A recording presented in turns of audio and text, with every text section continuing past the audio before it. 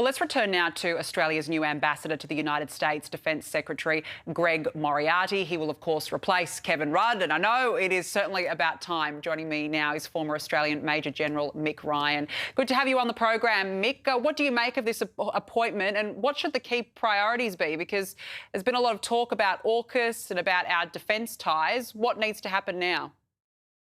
Yeah, g'day, Danica, and thanks for having me. I think Greg is a very good selection as ambassador. I've had the opportunity to work with him in the past. He has a background in the Army Reserve, in defence, in intelligence.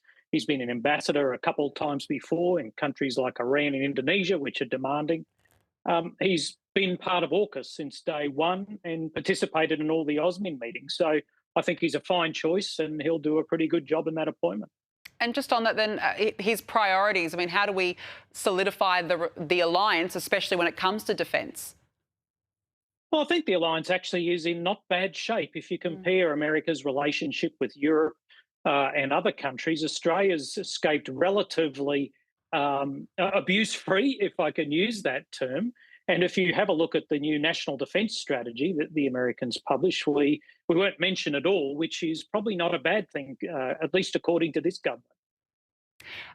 Let's move on. I want to ask you about the US President Donald Trump, who's offended war veterans across the world. He said that Allied troops stayed a little back from fighting alongside American soldiers in the war in Afghanistan. He questioned the NATO pact and really, I guess, belittled almost the contribution of Allied forces. What did you make of those comments? They were repulsive comments made by someone who has never served and avoided serving his country. They were ignorant in the extreme and they were wrong. The Brits in particular lost over 400 soldiers killed and thousands more wounded. The Canadians nearly 150. Australia and Denmark both lost over 40 killed in action and hundreds more wounded.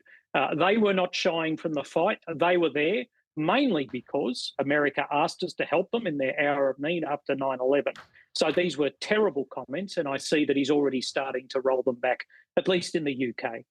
Yeah, it certainly hasn't gone down well in the UK, but even here, I mean, former soldier Andrew Hastie, the Liberal MP, he's reacted angrily as well. And yes, Donald Trump's tried to walk it back, but it hasn't gone down well. But I just want to ask you about Donald Trump, because you recall, you know, he wanted to take over Greenland. This was his big plot, and he said he would impose tariffs on countries who didn't back him. He then goes to Davos on Thursday and declares, no, actually, we've found a framework. We're going to work for peace. We're not going to take over Greenland. We're not going to impose those tariffs on February 1. But what was he trying to achieve here? Was he trying to call NATO leaders bluff, in your view? It's hard to predict what he's trying to achieve. He's consistently inconsistent. America doesn't need to own Greenland. It had 20 bases there during the Cold War. Denmark has said it can pretty much do what it wants for the security of the American homeland, as well as sea and air routes across the Atlantic.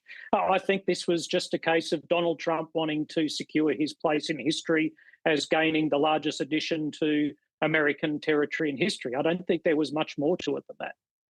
Yeah, look, it's been fascinating to see how the world's responded to that. Everybody was on edge when he said, I'm going to take Greenland, I may even invade, and then suddenly goes to Davos at the World Economic Forum and all is good again. Mick Ryan, we've got to leave it there. Good to have you back on the show again this year. Thank you so much for your time.